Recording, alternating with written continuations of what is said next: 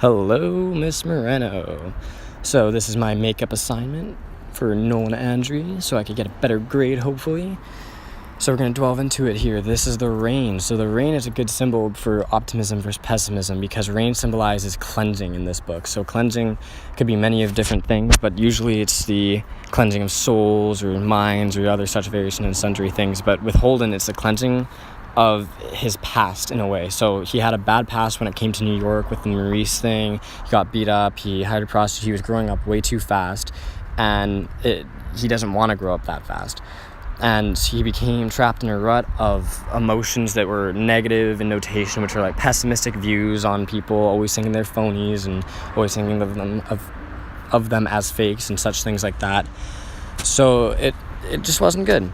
So he took Phoebe to the carousel, and he made sure that she was having fun. And then when she was on the carousel, the rain started to happen while he was outside, and he said he started to feel better, and he started to feel great. And then that's because the rain symbolized the cleansing of this, and it wasn't the fact that the rain did that. It's just the rain happened to have happened when he started to feel better.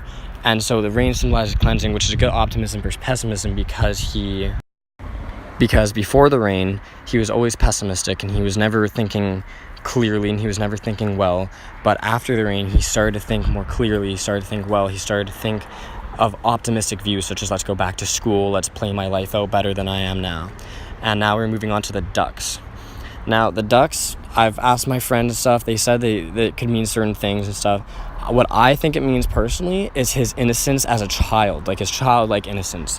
So he always wanted to be young. He grew up way too fast due to his brother dying, and then he had to deal with that before he could even move on. His parents sent him to boarding school, so it just didn't work out well for him. So with the ducks, it kind of represents his curiosity as a child because he's wondering where they go in the winter and how they fly and stuff like that.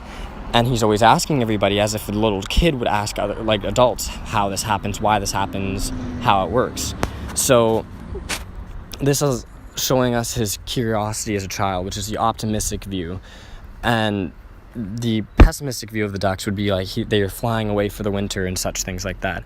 But the optimistic view is showing Holden's non-contempt for society and humanity through these ducks and how he's curious about them and how he wants to know what's going on with them, exactly like a little kid would, asking his parents how these things work.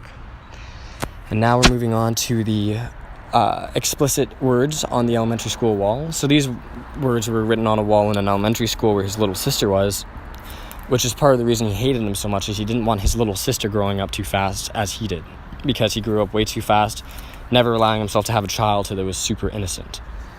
So he was in the school, he found these words written on the wall, and he wiped them off, which is good. This is the optimistic kind of side of him because he doesn't want others growing up like he did, and it's kind of showing his salvation of humanity for little kids,